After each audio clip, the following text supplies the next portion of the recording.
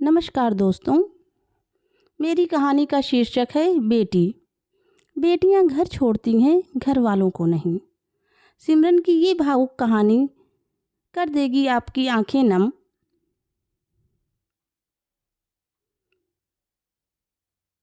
तो कहानी मैं शुरू करती हूँ। खिड़की के पास खड़ी सिमरन सोच रही थी, भाई दूज आने वाली है, पर इस बार ना तो माँ ने फ़ोन करके भैया के आने की बात कही और ना ही मुझे आने को बोला। ऐसा कैसे हो सकता है? हे भगवान, बस ठीक हो सब कुछ। अपनी सास से बोली, माँ जी मुझे बहुत डर लग रहा है, पता नहीं क्या हो गया, मुझे कैसे भूल गई इस बार। सास ने इजाज़त देते हुए कहा, कोई बात नहीं बेटा, तुम एक बार खुद जाकर देख आओ। सास की आज्ञा मिलने भर की देर थी कि सिमरन अपने पति साथ मायके आ पहुंची। परंतु इस बार घर के अंदर कदम रखते ही उसे सब कुछ बदला सा महसूस हुआ। पहले जहां उसे देखते ही माँ पिताजी के चेहरे खुशी से खिल उठते थे, इस बार उन पर परेशानी की झलक साफ दिखाई दे रही थी। पहले भाभी उसे देखते ही दौड़ी चली आती और प्यार से गले लगा लेती थीं, पर इस बार दूर से ही एक हल्की सी मुस्कान दे डाली। भैया भी ज़्यादा खुश नहीं दिखे।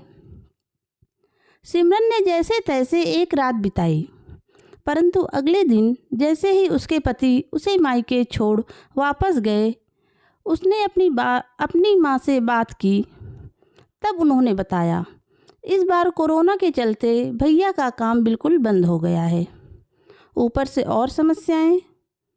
बस इसी वजह से तेरे भैया को तेरे घर भी ना भेज सकी। सिमरन बोली, कोई बात नहीं माँ, ये मुश्किल दिन भी जल्दी निकल जाएंगे, आप चिंता मत करो। शाम को भैया भाभी आपस में बातें कर रहे थे, जो सिमरन ने सुन ली। भैया बोल रहे थे, पहले ही घर चलाना इतना मुश्किल हो रहा था, ऊपर से बेटे की कॉलेज की फीस, परसों भाई दूज है, सिमरन को भी कुछ देना पड़ेगा। भाभी बोली, कोई बात नहीं, आप चिंता ना करें, मेरी चूड़ियाँ बहुत पुरानी हो गई हैं, इन्हें बेचकर जो पैसे आएंगे उससे सिमरन दीदी को त्यौहार भी दे देंगे और कॉलेज की फ़ीस भी भर देंगे। सिमरन को यह सब सुनकर बहुत बुरा लगा। भैया भाभी ये क्या बातें कर रहे हैं? क्या मैं यहाँ उनको तंग करके कुछ लेने के लिए आती हूँ?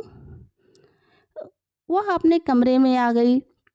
तभी उसे याद आया कि शादी के कुछ समय पहले जब वह नौकरी करती थी, तो उसने बड़े शौक से अपनी पहली तनख्वाह लाकर पापा को दी थी। तब पापा ने कहा था, ये पैसे अपने पास ही रख ले बेटा, मुश्किल वक्त में काम आएंगे।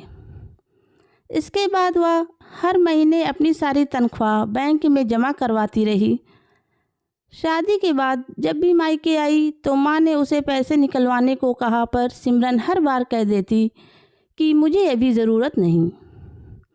पर आज उन पैसों की उसके परिवार को ज़रूरत है। वह अगले दिन ही सुबह भतीजे के साथ बैंक गई और सारे पैसे निकलवाकर पहले भतीजे के कॉलेज की फ़ीस जमा कर दी और फिर घर का ज़रूरी सामान खरीद कर घर वापस आ गई। अगले दिन जब भैया का टीका किया तो भैया ने भरी आँखों से उसके हाथ 100 का नोट रखा। सिमरन मना करने लगी तो भैया बोले, ये शगुन है पगली, मना मत करना।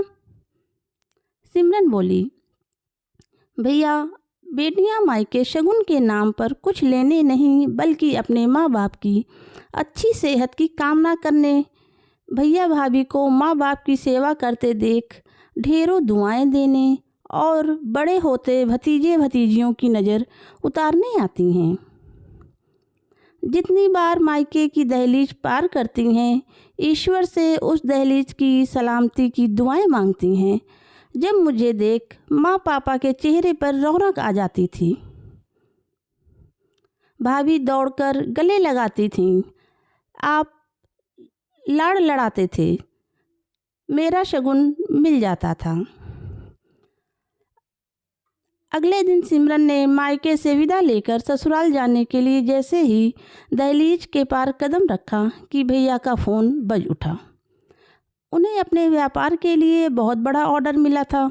वे सोचने लगे, सचमुच बहन बेटियां मायके कुछ लेने नहीं बल्कि अपनी बेशकीमती दुआएं देने आती हैं। जब वे घर की दहलीज पार कर अंदर आती हैं तो बरकत भी अपने साथ लेकर आती हैं। हर बहन बेटी के दिल की तमन्ना होती है कि उसका मायका हमेशा खुशहाल रहे और तरक्की करे। मायके की खुशहाली देख उसके अंदर एक अलग ही ताकत भर जाती है, जिससे उसके अपने जीवन में पेश आने वाली मुश्किलों का वो डटकर सामना कर पाती है। भैया की आंखों से खुशी के आंसू बहने लगे। धन्यवाद।